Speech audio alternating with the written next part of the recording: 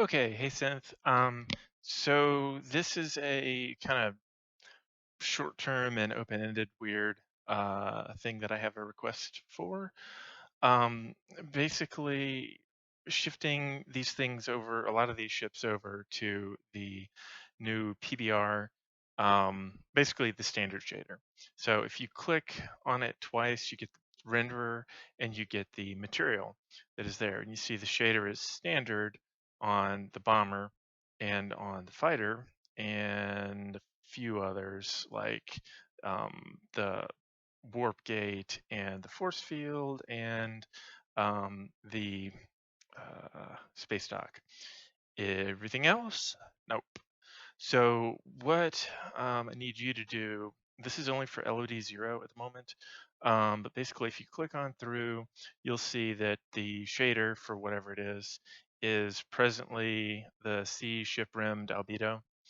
And I want you to go ahead and for all the LOD 0 only entries, go ahead and get that switched over to standard. So what is going to happen here, if you notice when you look at this here, it's got um, some different materials and textures that it's referencing here. When you flip that over to standard, some of those are going to get lost in their references. Um, okay, so in this, it varies for some reason as to which ones stay. So in this case, the normal map stayed, the emissive map didn't, the diffuse or albedo map also did not. So you flip those on over and we're good to go. Now, at this point, there are there's a couple of things that you need to be able to tweak, and you really have to, have the views synced to be able to look at these separately. Now, first of all, there is the emission here, that property, and that is a little bit of a judgment call as to exactly where to stick it. Um, but we want it to be more than one because that's into the HDR range. And a lot of times it's going to wind up, that's what creates like the really cool glow. Now, one of the things is that it trends to white if you get just too high. And it's all of the different pieces of the glow on this particular texture here all at once.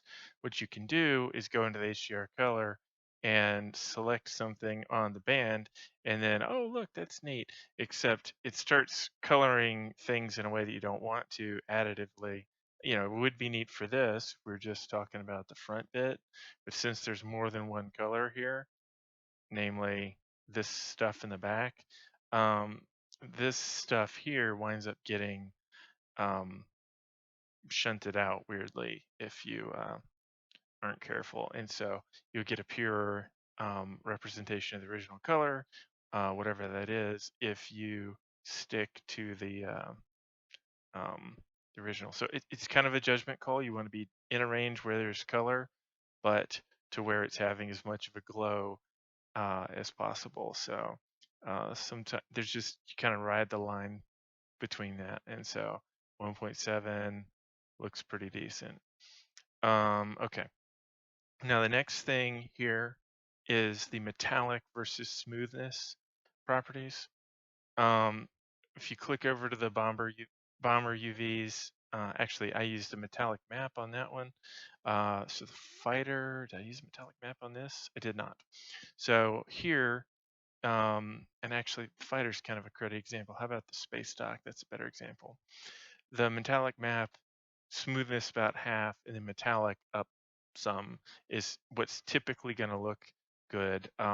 That is what makes the specular highlights and the reflections really show at an optimal level, and you can see the bumpiness of the normals in the darkness a certain amount. So with this guy, um, what we're going to do is say, okay, first of all, how do the normal maps look? That's basically the bumps, right? Are they looking messy? And my response to that is no, these look good. So we'll leave the normal map strength at 1.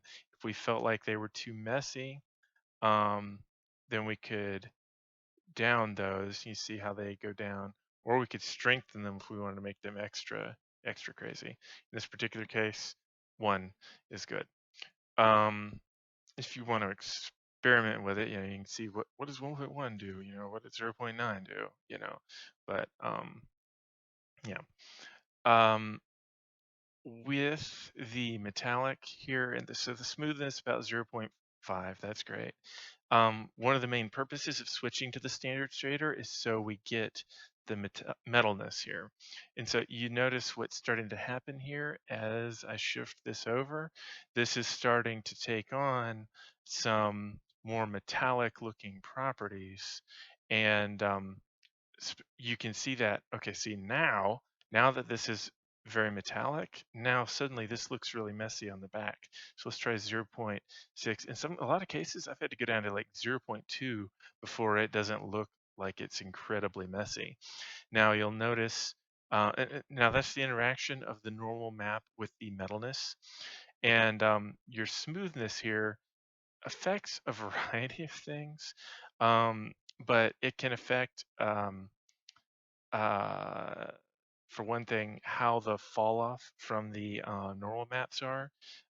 It makes them harsher if it's very smooth, or it makes them more beveled looking if it's higher.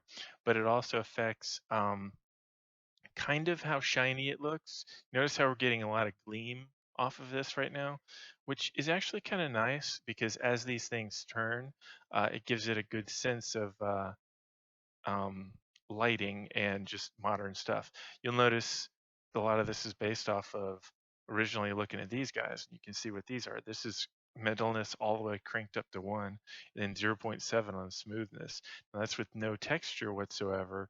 And so if you do the same thing over here, metalness all the way up to 1, and then this to 0.7, what you'll notice is that it winds up making the texture pretty dark.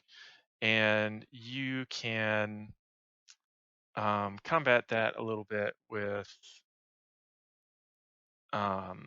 well, there are various things that we can do, such as using a brighter albedo map to begin with. And in a few cases, I've actually made some adjustments along those lines. But instead, I think just making it slightly less metallic and adjusting the smoothness down a little bit as well can be nice. Now, what you can then do is you can take the Y, whoopsies, not that, wait, yeah. Well, take the overall Y rotation of the thing and rotate it around, and you can get kind of a view of like, okay, this is how it behaves in the light. You know, that has a nice shiny look to it, but it doesn't look, you know, ridiculous. It's not overdone. So that's it. So there's the laser turret, and you'll notice the difference between the laser turret and this needler turret next to it. You know, one is very matte looking, and the other is very metallic. And in a lot of cases, it's going to be really, really simple to do the swap over. You know, I just switch this, click the normal map, drag in the emission map, drag in the albedo, and then we're going to assume this is going to be like 0.9, this is going to be like 0.5 or something. Normal is probably too strong, so 0.2. Wah. And then let's see, that may need to go down even more to 0.1. Yeah, and your viewing angle really makes it so that the amount of specular highlighting differs. So you can go with a slightly lower smoothness, and then that will reduce the specular highlighting on things that are very rounded, which is nice. For things that are very angular, you can have this higher smoothness without it getting so much in the way of specular highlights. I mean, you can see how that affects it. So, and yeah, then crank up the, you know, I guess this has some emissions on here somewhere. It's got some. I think I probably just blew those out. Yep. So I mean like 1.8 or something. This doesn't have a huge amount of emission to it compared to the other one. But yeah, blowing that out a little bit is good. You want it to be above 1, and boom, another one done. And so, of course, make sure and hit Save All Assets. These are, oh boy, it's trying to, my thing is trying to communicate with different, doesn't matter, with the standalone project. At any rate, save all the projects, and then this has been converted over into the PBR workflow, and we're good to go.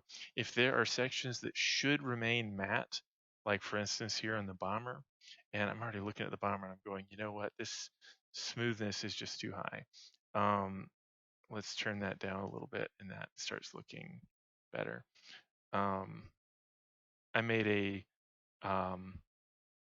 metalness map for it to help that.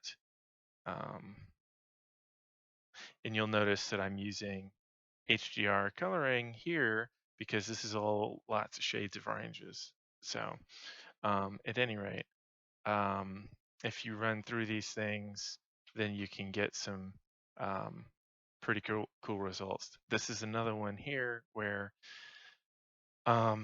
we flip this over and it starts looking funky pretty fast. Switching this in, check out how you really have to go pretty high before the emissive map, does very well on that at all. And this thing should be pretty metallic, but it probably shouldn't be all that smooth. And we can just down the normals in general on it, and maybe a little bit smoother. Yeah, there you go. And hooray. So again, hitting the Save All Assets thing, and that's the turret's done, more or less. And it's just a matter of going through all the rest of these. A lot of these, I believe, share materials. A lot of these big guys, yeah, the MLS Garb Post and stuff does. So anyway, if you can take a look at those as a first pass, I'd appreciate it. All right, thanks.